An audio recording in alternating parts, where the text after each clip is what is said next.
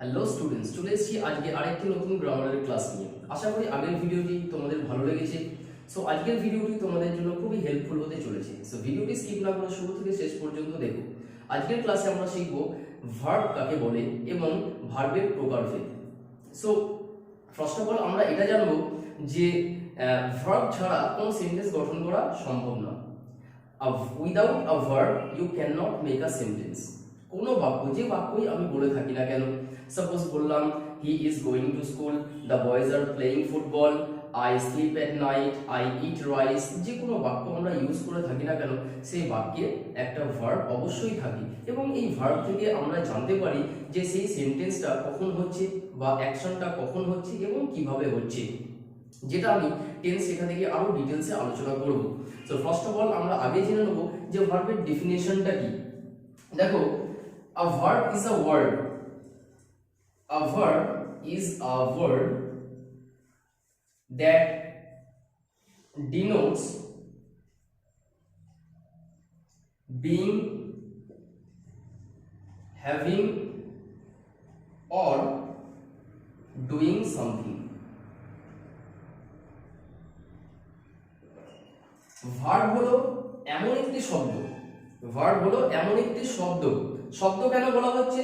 কারণ ভার্ব তো একটা ওয়ার্ড। আমরা ওয়ার্ড পড়ার সময় শিখেছিলাম যে ওয়ার্ডকে বেশ কয়েকটি ভাগে ভাগ করা হয়ে থাকে তাদের ফাংশন অনুযায়ী, যাকে ইংরেজিতে বলা হয় পার্টস অফ স্পিচ। সেই পার্টস অফ স্পিচ যেমন noun, pronoun, adjective, verb, adverb, preposition, conjunction and interjection. তার মধ্যে আরেকটা পার্টস অফ স্পিচ হলো verb. So verb first of all একটা ওয়ার্ড, একটা শব্দ, এমন একটা শব্দ যার দ্বারা বোঝা যায় কোনো কিছু হওয়া বোঝায়, থাকা বোঝায় এবং করা বোঝায়। ডেফিনেশনের মধ্যেই সম্পূর্ণ উত্তরটা রয়েছে। যেমন আমি একটা সেন্টেন্স লিখলাম, বললাম হি ইজ আ ডক্টর।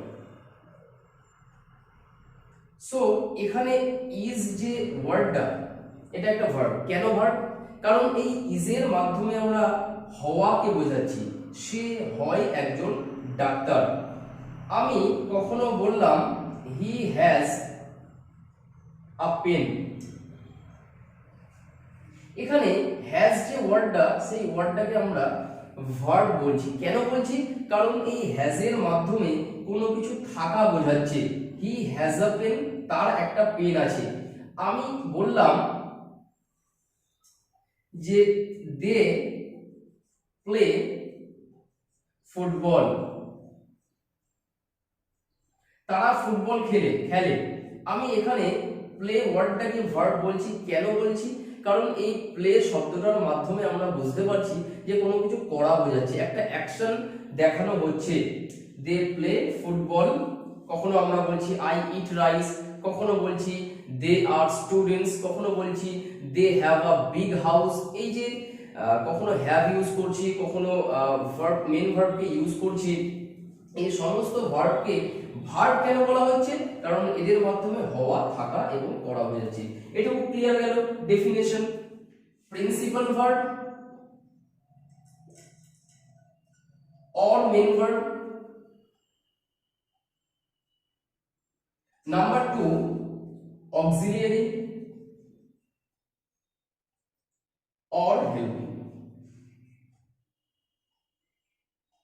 এই অক্সিলিয়ারি ভার্বকে আবার দুটো ক্যাটাগরিতে ভাগ করা হয়। Number 1 primary auxiliary, number 2 model auxiliary. এগুলো আমি লিখে দিচ্ছি, তোমরা সবাই খাতায় নোট ডাউন করে নিও এবং এগুলোকে কমপ্লিট তোমাদেরকে মুখস্থ করে নিতে হবে। যে সাপোজ তোমাকে কেউ যদি জিজ্ঞেস করে যে ইংরেজিতে প্রাইমারি অক্সিলিয়ারিস কারা, তখন তোমাকে বলতে হবে যে কোনগুলো। মডেল অক্সিলিয়ারি কোনগুলো, তোমাকে অবশ্যই সেগুলোকে মনে রাখতে হবে। প্রাইমারি অক্সিলিয়ারির মধ্যে কারা কারা পড়ে?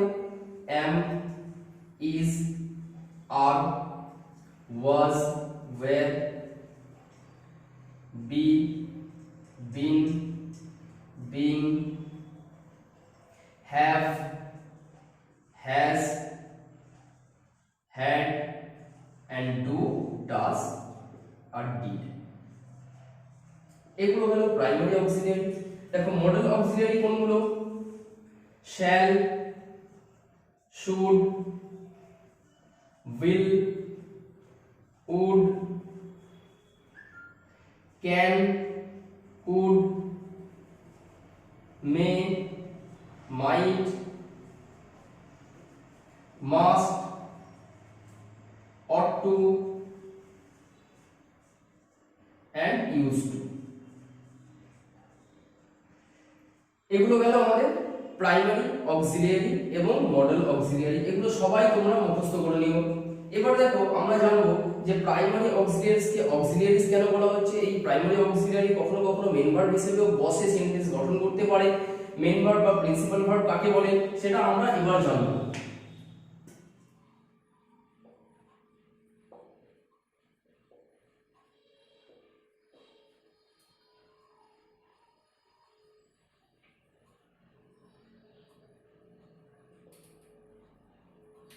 দেখো সেন্টেন্সে আমি বেশ কটা বাক্য লিখছি, এই বাক্যের মাধ্যমে আমরা বুঝতে পারবো যে অক্সিলিয়ারিজ ভার্ব কোনগুলো এবং মেন ভার্ব কোনগুলো, এবং এখান থেকে কি কি আমাদের জানা আছে।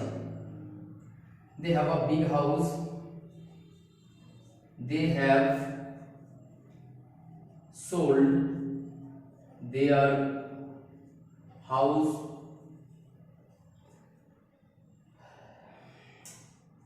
I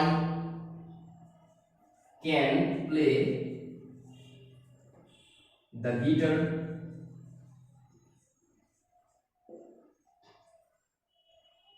দেখো সেন্টেন্সে বেশ কটা বাক্য আমি লিখলাম। ফার্স্ট বাক্যটাকে আমরা যদি খেয়াল করি, হি ইজ আ সাবজেক্ট, ইজ একটা ভার্ব। এখানে একই ইজের ব্যবহার রয়েছে এবং এই ইজের সাথে আমরা আরেকটা ভার্বকে খেয়াল করছি, ইটিং। এর মধ্যে আমাদের উত্তরটা লুকিয়ে আছে। দেখো আমরা কি জানলাম যে একটা ভার্ব হচ্ছে প্রিন্সিপাল অর মেইন ভার্ব, আর একটা হচ্ছে helping verb or auxiliary verb, এবং অক্সিলিয়ারির মধ্যেও আমরা দেখছি প্রাইমারি অক্সিলিয়ারি। সেই প্রাইমারি অক্সিলিয়ারি ক্যাটাগরিতে আমরা দেখেছিলাম ইজ কি। একটা জিনিস জেনে রাখবে যে ইজ মানে হলো এই গ্রুপে এম, ইজ এন্ড আর, এদের একটা গ্রুপ। এরা সবসময় সেম টেন্স গঠন করে। তফাৎটা কি? ইজ বসে সিঙ্গুলারে, এম বসে আই এর পরে, আর বসে প্লুরাল। তফাৎ হচ্ছে শুধু এটাই। সো আমি ইজ লিখেছি মানে এম ইজ আর এর মধ্যে যে কোনো একটা বাক্য হতে পারে। সাপোজ এখানে যদি আমি লিখতাম আই, তাহলে এখানে আমি লিখতাম এম। এখানে যদি আমি লিখতাম দে, এখানে আমাকে দিতে হতো আর। সো এটা কোনো ফ্যাক্টর নয়। So am is are same tense গঠন করে। ঠিক একইভাবে ওয়াজ ওয়্যার এর ক্ষেত্রেও হবে। সো এখানে দেখো প্রিন্সিপাল ভার্ব আর অক্সিলিয়ারি ভার্বকে জানা খুব সহজ নিয়ম। যখন আমি দেখব এদের সাথে, আমরা এটাকে কি জানি, অক্সিলিয়ারি ভার্ব, প্রাইমারি অক্সিলিয়ারি বা প্রাইমারি হেল্পিং। এরা কখন প্রাইমারি হেল্পিং? যখন এদের সাথে আরেকটা ভার্ব আছে এবং সেটাকে আমরা বলবো মেইন ভার্ব। বোঝা গেল? তাহলে এরা অক্সিলিয়ারি কখন? যখন এরা সেন্টেন্সে আরেকটা ভার্বের আগে বসেছে, তখন সেই ভার্বটা হয়ে যাবে মেইন ভার্ব এবং সে নিজেতে হয়ে যাবে অক্সিলিয়ারি ফার্স্ট। দেখো ঠিক একইভাবে হ্যাভ রয়েছে। হ্যাভকে আমরা প্রাইমারি অক্সিলিয়ারি ক্যাটাগরিতে ফেলেছিলাম, কিন্তু হ্যাভ কখন প্রাইমারি অক্সিলিয়ারি? যখন হ্যাভের সাথে আরেকটা ভার্ব রয়েছে, তখন এ হয়ে যাবে প্রাইমারি হেল্পিং এবং পরের ভার্বটা হয়ে গেল মেইন ভার্ব। কিন্তু এই যে প্রাইমারি অক্সিলিয়ারিজ গুলো রয়েছে, am is are, was were and have as had, এদেরকে আমি সেন্টেন্সে যখন আলাদা করে একা বসাবো, তখন এই অক্সিলিয়ারি ভার্বগুলো কিন্তু তখন অক্সিলিয়ারি থাকবে না, তখন নিজেতে মেইন ভার্ব হয়ে যাবে। কারণ দেখো এখানে হি ইজ আ স্টুডেন্ট, ইজ এর পরে কিন্তু আর কোনো ভার্ব নেই। তার কারণ হচ্ছে ইজ নিজেতেই বাক্যটাকে কমপ্লিট করছে। কারণ আমরা জানি ভার্ব ছাড়া কোনো বাক্য হবে না এবং মেইন ভার্ব ছাড়া কোনো বাক্য হবে না। সো বাক্যে একটা মেইন ভার্ব থাকতেই হবে। মেইন ভার্ব একা থাকতে পারে এবং মেইন ভার্ব যখন দুটো তিনটে ভার্বের সাথে থাকবে, তখন সে নিজেতে তো মেইন ভার্ব হলোই এবং তার আগে যত ভার্ব থাকবে সেগুলো সবসময় হেল্পিং ভার্বের পার্টে পড়বে। সাপোজ আমি এখানে বলতেই পারি I have been doing this work for a long time.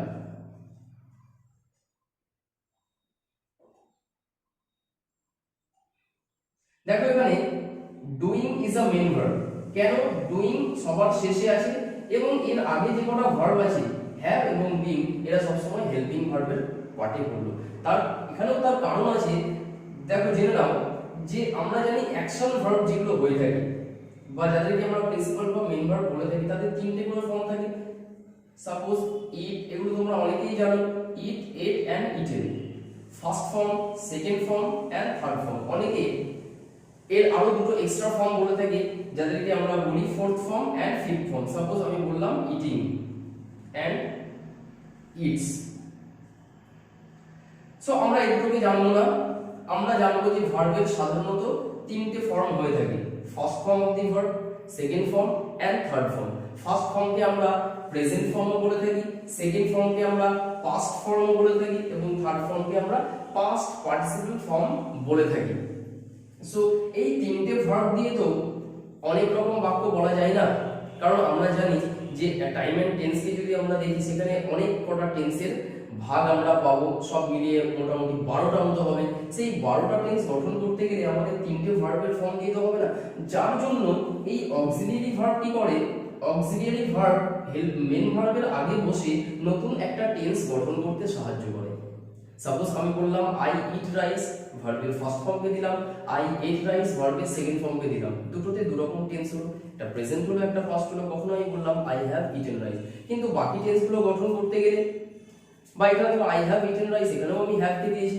So শুধুমাত্র মেইন ভার্ব যদি থাকতো তাহলে অনেক টেন্স গঠন সম্ভব হতো না, যার জন্য আরো হেল্পিং ভার্ব বসে নতুন নতুন টেন্স গঠনে সাহায্য করে। আমি এই ইটের সাথে আই অ্যাম ইটিং দিয়ে দিলাম, নতুন একটা টেন্স গঠন হয়ে গেল। আমি আই শ্যাল ইট রাইস দিয়ে দিলাম, শ্যালকে বসলাম, নতুন একটা টেন্স গঠিত হলো।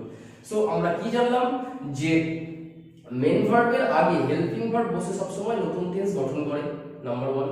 নাম্বার 2 আমরা জানলাম যে মেইন ভার্ব ছাড়া কোনো বাক্য পসিবল না, এটা জানলাম। নাম্বার 3 আমরা কি জানলাম যে হেল্পিং ভার্বের সাথে যদি মেইন ভার্ব বসে থাকে তখন হেল্পিং ভার্ব হেল্পিং হবে, পরেরটা মেইন ভার্ব হবে। আবার এই হেল্পিং ভার্ব যদি নিজে একটা সেন্টেন্সে বসে তাহলে সে নিজেতেই মেইন ভার্ব, তখন তার মাধ্যমে কি কি বোঝাবে, হওয়া এবং থাকা বোঝাবে। পরের পার্টে আমরা দেখো জানছি। তাহলে এখানে দেখো হ্যাভ প্রাইমারি অর অক্সিলিয়ারি হলো এবং সোল্ড মেইন ভার্ব হলো, কিন্তু ওই একই হ্যাভ এখানে বসেছে, এরপরে কোনো আর ভার্ব নেই, তার মানে এই হ্যাভটা নিজেতে একটা মেইন ভার্ব, তাই তো?